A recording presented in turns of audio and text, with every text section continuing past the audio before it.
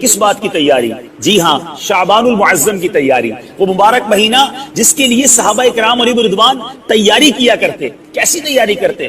آئیے بتاتا ہوں۔ حضرت سیدنا انس بن مالک رضی اللہ تعالیٰ عنہ فرماتے ہیں، ماہ شعبان کا چاند نظر آتے ہی صحابہ کرام علیہ رضوان تلاوت قرآن پاک کی طرف خوب متوجہ ہو جاتے، اپنے اموال کی زکوٰۃ نکالتے تاکہ غربا اور مساکین مسلمان ماہ رمضان میں روزوں کی تیاری کر سکیں۔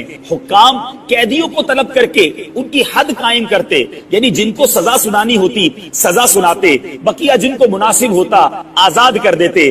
تاجر اپنے قرضے ادا کرتے، دوسروں سے اپنے قرضے وصول کر لیتے، یعنی ماہ رمضان آنے سے پہلے پہلے اپنے آپ کو فارغ کر لیتے، اور رمضان شریف کا چاند نظر آتے ہی غسل کر کے بعض حضرات اعتکاف میں بیٹھ جاتے۔ تو گویا شعبان تیاری کرنے کا مہینہ ہے ماہ رمضان کی۔ اپنے آپ کو عبادتوں کی طرف لے آئیے، مسجدوں کی طرف لے آئیے، درود و ذکر کی طرف لے آئیے، مدنی چینل دیکھتے رہیے، انشاءاللہ اس طرح کے مزید مدنی پھول لے کر حاضر ہوں گے۔ اور یاد رہے، ماہ رمضان میں ابھی سے اعتکاف کی نیت بھی کر لیجئے۔ صلو علی الحبیب صلی اللہ تعالی علی محمد صلی اللہ علیہ وسلم۔ یاد رہے کہ میرے آقا علیہ الصلوۃ والسلام فرماتے ہیں کہ الشعبان شہری، شعبان میرا مہینہ ہے۔ ایک عاشق رسول کے لیے اس سے بڑی کیا سعادت ہوگی کہ جس مہینے کے بارے میں نبی پاک فرمائیں وہ میرا مہینہ ہے۔ اور ایک بڑی خوبصورت قرآن پاک کی آیت ہے جو اگر میں کہوں تو غلط نہیں ہوگا کہ بچے کو قرآن پاک کی یہ آیت یقیناً یاد ہوتی ہے، اور وہ آیت درود ہے جس میں رب فرماتا ہے ان اللہ وملائکتہ یصلون علی النبی یا ایھا الذین آمنوا صلوا علیہ وسلموا تسلیما۔ درود پاک پڑھ لیں۔ اللہم صل علی سیدنا و مولانا محمد عدد ما فی علم اللہ صلاۃ دائمۃ بدوام ملک اللہ۔ آیت درود جو ہے یہ بھی ماہ شعبان میں ایک روایت کے مطابق نازل ہوئی، تو اس سے پتہ چلا کہ شعبان یہ خاص درود پاک پڑھنے کا مہینہ ہے۔ اسی آیت کو تھوڑا سا سمجھتے ہیں۔ اللہ فرماتا ہے بے شک اللہ اور اس کے فرشتے اس نبی پر درود پاک بھیجتے ہیں، اے ایمان والو تم بھی ان پر خوب درود اور سلام بھیجو۔ قرآن پاک میں بہت سارے آرڈرز ہیں، بہت سارے احکامات ہیں۔ کہیں فرمایا نماز پڑھو، کہیں فرمایا زکوٰۃ دو، کہیں ہمیں حج کا حکم ملا، کہیں ہمیں بہت سارے آرڈرز ملے، کہیں یہ رب نے نہیں فرمایا کہ اللہ اور اس کے فرشتے یہ کام کرتے ہیں، اے میرے بندو تم بھی شامل ہو جاؤ۔ پورے قرآن میں یہی ایک کام اللہ نے قرآن میں فرمایا کہ اللہ اور اس کے فرشتے درود بھیجتے ہیں، اے مومنو تم بھی درود و سلام میں شامل۔ سبحان اللہ، اس سے اندازہ ہوتا ہے کہ درود پاک کی اہمیت کتنی ہے۔ البتہ یہ سمجھنا ضروری ہے اللہ کا درود پاک بھیجنا اور ہے، ہمارا اور فرشتوں کا درود بھیجنا اور ہے۔ ہم درود بھیجتے ہیں یعنی ہم ریکویسٹ کرتے ہیں، دعا کرتے ہیں اللہ کی بارگاہ میں کہ اے اللہ ہمارے آقا و مولا جناب رسول اللہ صلی اللہ علیہ وسلم پر رحمتیں نازل فرما، برکتیں نازل فرما، اور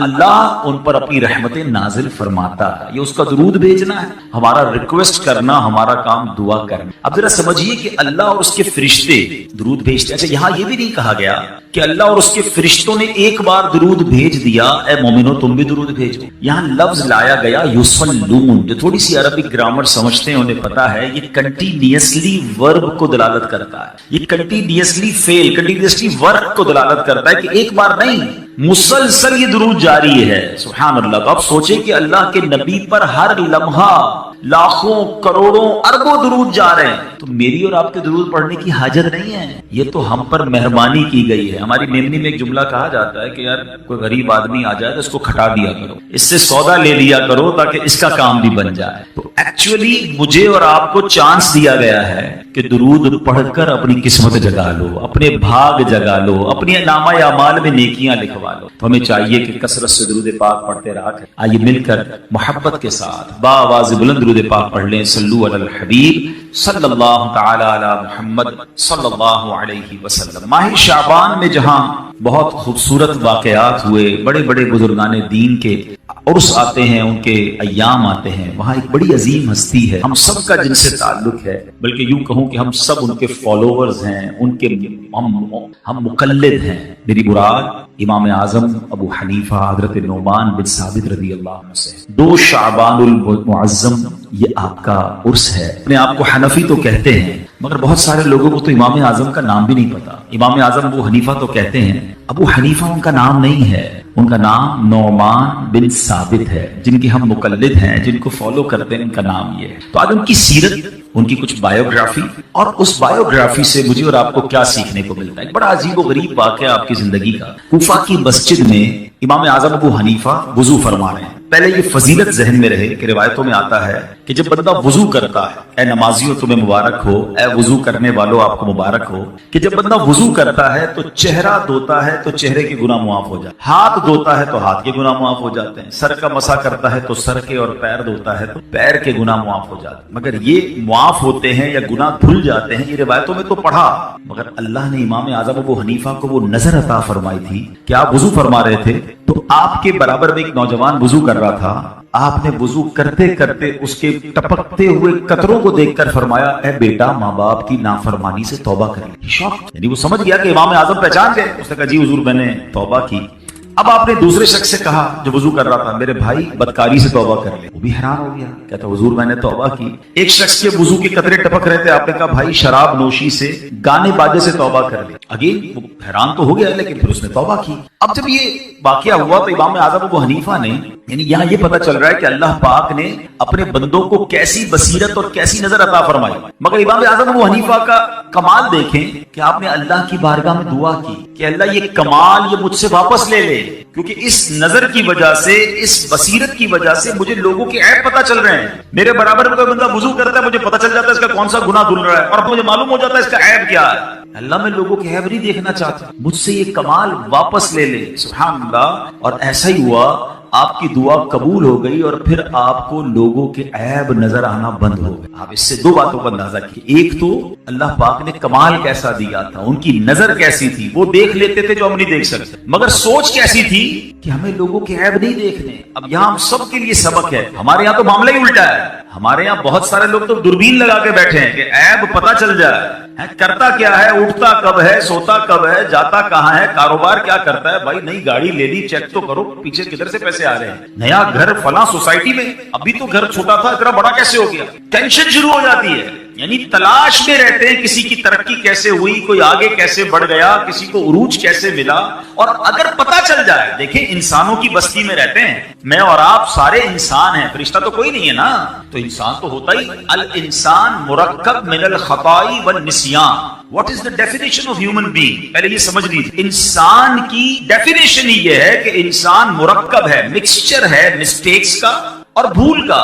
یہ تو ہوگا، غلطیاں بھی ہوتی ہیں، انسان سے بھول بھی جاتا ہے۔ اگر کسی کا عیب پتہ بھی چل جائے، تھوڑی دیر کے لیے مان لیا کہ اس میں یہ پرابلم ہے یا اس کے گھر کا یہ مسئلہ ہے، اب کیا بنتی ہے میری اور آپ کی ذمہ داری کہ اسے عیب کو دوسروں کو بتانا، اس کو انجوائے کرنا۔ ارے بھائی پتہ چلا فلاں نے یہ کیا ہے، ہاں اس کے بیٹے کا یہ مسئلہ ہے، وہ بڑی بڑی باتیں نہیں کرتا، ہاں اس کی بیٹی کا یہ مسئلہ ہے، اور یہ میری بہنیں سن رہی ہیں، ان کو تو بس بال ملنے کی دیر ہے نا، پھر تو سیدھا جا کے سارے پورے محلے کو بتانا ہے۔ کیوں؟ خود سوچئے، مسلمان کا یہ کام نہیں ہے۔ پہلے تو عیبوں کی جستجو میں نہ رہیں، عیب تلاش کرنے کی فکر میں نہ رہیں، اور اگر پتہ چل جائے تو اس کو ایسے بھول جائیں یا ایسے دبا دیں جیسے اپنے عیب کو چھپاتے ہیں۔ اب میں آپ کو دو حدیثیں سنانا چاہتا ہوں۔ امام اعظم ابو حنیفہ سے محبت کرنے والے بیٹھے ہیں، امام اعظم ابو حنیفہ کو فالو کرنے والے بیٹھے ہیں، پھر ان کی سیرت سے کچھ سیکھ کر بھی تو جائیں نا۔ اللہ کے آخری نبی رسول عربی صلی اللہ تعالی علیہ وسلم فرماتے ہیں، یہ حدیث مسلم شریف میں ہے، نبی پاک نے فرمایا جو کسی مسلمان کی تکلیف کو دور کرے، اللہ عز و جل قیامت کی تکلیفوں میں سے اس کی تکلیف کو دور فرمائے۔ Whenever you find anybody، جب آپ کو کوئی شخص نظر آئے جو کسی پرابلم میں ہے، اگر آسانی ہے اس کی تکلیف دور کریں۔ اچھا یہ بھی بڑا مسئلہ ہے، ہم لوگوں کی مشکلوں کو دور کرنے کا مطلب یہ سمجھتے ہیں کہ یار پیسے خرچ کرنے پڑیں گے۔ ہر چیز پیسے سے دور نہیں ہوتی۔ اگر یہ فارمولہ درست ہے کہ پیسے خرچ کرنے سے تکلیف دور ہوتی ہے تو پھر تو کوئی پیسے والا تکلیف میں ہی نہ رہے، مشکل میں ہی نہ رہے۔ ایسا نہیں ہے، کہیں محبت سے تکلیف دور ہو جاتی ہے، کہیں حوصلہ دینے سے تکلیف دور ہو جاتی ہے، کہیں کسی سے اچھی بات کرنے سے اس کی تکلیف دور ہو جاتی ہے، کہیں کسی کی اچھی جائز سفارش کرنے سے تکلیف دور ہو جاتی ہے۔ ہمارا پہلے ذہن بن جائے کہ مسلمانوں کی تکلیفیں دور کرنی ہے۔ نبی پاک فرماتے جو کسی کی تکلیف دور کرے، اللہ کریم قیامت کی تکلیفوں میں سے اس کی تکلیف دور فرمائے گا۔ لک ایٹ دا ریوارڈ، وہاں کوئی مدد کرنے والا نہیں ہوگا۔ آپ یہاں شاید بہت تھوڑی دیر میں کسی کی تکلیف دور کر دیں، مگر قیامت کی تکلیف دور ہونا اٹس اے بگ ریوارڈ، بہت بڑا انعام ہے۔ مگر اس حدیث کا جو اگلا حصہ ہے جو میرے ٹاپک سے متعلق ہے، آقا علیہ السلام فرماتے ہیں جو کسی مسلمان کی عیب پوشی کرے، عیب پتہ چل گیا، آپ کے سامنے ریویل ہو گیا اس کا فالٹ، اب چھپا دے، عیب پوشی کرے تو خدائے ستار قیامت کے روز اس کی عیب پوشی فرما. ہائے ہائے قیامت کے دن میرے عیب نہ کھلیں. ہم سب یہی چاہتے ہیں نا. کتنے عیب ہے کبھی سوچا ہم ہیں؟ لوگوں سے چھپا کر گناہ کرتے ہیں، لوگوں کو پتہ نہ چلے. ہماری یہ فکر ہوتی ہے ارے بھائی فلاں کو نہ پتہ چل جائے، فون بند کر دو، لائٹ بند کر دو، علاقہ تبدیل کر دو. کتنے جتن کرتے ہیں لوگوں سے چھپانے کے لیے، مگر اللہ کتنا کریم ہے، ہمارے عیب چھپائے رکھے. لوگ کتنی عزت کرتے ہیں ہماری، مگر یہ سارے عیب اگر قیامت کے دن کھل گئے تو کدھر جائیں گے؟ آقا فرماتے ہیں جو دنیا میں کسی کے عیب چھپاتا ہے اللہ قیامت کے دن اس کے عیب. ایک اور جگہ اللہ کے نبی علیہ الصلوۃ والسلام فرماتے ہیں جو شخص اپنے بھائی کا عیب دیکھ کر اس کی پردہ پوشی کرے تو وہ جنت میں داخل کر دیا جائے. اگر جنت میں جانا ہے اٹس اے بیوٹیفل وے. عیب پتہ چل جائے چھپائیں. جس طرح اپنے بچوں کے عیب ہم نہیں چاہتے. کہتے ہیں نا ہمارے ایک جملہ بڑا مشہور ہے، یار گھر کی بات گھر میں رہنے دو، تو دوسرے کی گھر کی بات بھی اس کے گھر میں رہنے دو نا. اس کی گھر کی بات کیوں محلے میں لے جانی ہے؟ اس کے گھر کی بات کیوں سوشل میڈیا پہ ڈالنی؟ کیوں انجوائے کرنا ہے؟ عربی کا ایک مقولہ یاد کر لیجئے، بڑا خوبصورت ورڈ ہے، من ضحکا ضحکا. جو ہنستا ہے اس پر بھی ہنسا جائے. تو لوگوں پر ہنستے ہیں نا، مذاق اڑاتے ہیں، دیکھا اس کے بچے نے، دیکھا اس کی فیملی نے، دیکھا اس نے یہ کیا. کبھی بھی نہیں. کہیں ایسا نہ ہو تھوڑے دنوں بعد یہ آپ پر آفت ہے. پتہ بھی چل گیا، عیب چھپائیں. سبحان اللہ. امام اعظم ابو حنیفہ رضی اللہ عنہ کی سیرت سے یہ بات ہمیں سیکھنے کو ملتی ہے. اب آئیے میں تھوڑا سا آپ کا تعارف، آپ کی بایوگرافی، جیسے میں نے کہا جو ہم سب کو پتہ ہونی چاہیے. آپ کا نام نعمان، آپ کے والد کا نام ثابت، آپ کی کنیت ابو حنیفہ اور لقب امام اعظم ہے. آپ سن 80 ہجری میں کوفہ میں پیدا ہوئے، 70 سال کی عمر پائی. 2 شعبان المعظم 150 ہجری میں آپ نے وفات پائی. آج بھی آپ کا مزار بغداد معلہ میں ماشاءاللہ لاکھوں عاشقان رسول کے لیے مرجع خلائق ہے. آپ ائمہ اربع یاد رکھیے گا، 4 امام ہیں، امام اعظم ابو حنیفہ، امام شافعی، امام مالک، امام احمد بن حنبل رضی اللہ تعالیٰ عنہ مجمعین. یہ برحق، یہ چاروں برحق ہیں، چاروں کے خوش عقیدہ مقلدین آپس میں بھائی بھائی ہیں. امام اعظم ابو حنیفہ ان چاروں اماموں میں سب سے بلند مرتبہ ہیں، اور اس کی ایک وجہ یہ ہے کہ آپ تابعی ہیں. تابعی کس کو کہتے ہیں؟ نبی پاک علیہ السلام کو کسی نے ایمان کی حالت میں دیکھا یا پیارے آقا کی صحبت پائی اور اس کا ایمان پر انتقال ہوا، وہ صحابی. اور جس نے صحابی کو ایمان کی حالت میں دیکھا یا اس کی صحبت پائی تو وہ تابعی، اور اس کا خاتمہ بھی ایمان پر ہوا ہو. تو امام اعظم ابو حنیفہ یہ تابعی بزرگ ہیں. آپ نے صحابہ کرام سے ملاقات کی، صحابہ کرام کی صحبت کا آپ کو شرف بھی ملا. امام اعظم ابو حنیفہ بہت بڑے بزنس مین بھی تھے. یہاں بھی بزنس کمیونٹی کے لوگ موجود ہیں، لیکن اس کے ساتھ ساتھ علم کے بھی امام ہیں. آپ ایسے علم کے پہاڑ ہیں کہ بڑے بڑے علماء حیران ہیں آپ کے علم کے آگے. اور ساتھ ساتھ آپ کی عبادتوں کا عالم بھی بہت نرالا تھا. بعض اوقات انسان جب بزنس میں بیزی ہوتا ہے، پڑھائی لکھائی میں بیزی ہوتا ہے، تو نفلی عبادتوں کے حوالے سے اس کا ذہن نہیں ہوتا. امام اعظم ابو حنیفہ کا یہ حال تھا کہ آپ نے 55 حج کیے، اور آپ جب مکہ مکرمہ میں حج کرنے گئے، باب کعبہ آپ کے لیے کھولا گیا. آپ کا کعبہ مشرفہ کے اندر داخل ہوئے اور کعبے میں 2 رکعت کے اندر آپ نے پورا قرآن پاک ختم. دیر تک مناجات کرتے رہے، مشغول دعا تھے کہ بیت اللہ کے گوشے سے غیب سے آواز آئی، تم نے اچھی طرح ہماری پہچان حاصل کی اور خلوص کے ساتھ خدمت کی، ہم نے تم کو بخشا، اور قیامت تک تمہارے مذہب پر جو ہوگا، یعنی جو تمہاری تقلید کرے گا، اس کی بھی بخشش فرما. تو اے حنفیوں تمہیں مبارک ہو. امام اعظم جب مدینہ منورہ گئے، نبی پاک کی بارگاہ میں سلام عرض کیا، السلام علیکہ یا سید المرسلین، تو روضہ انور سے جواب آتا ہے. وہاں موجود لوگ یہ آواز بھی سنتے ہیں، وعلیک السلام یا امام المسلمین. یہ مرتبہ آپ کو حاصل ہوا. اور سبحان اللہ، امام اعظم ابو حنیفہ کی شان یہ ہے، آپ مسلسل 30 سال تک روزے سے رہے.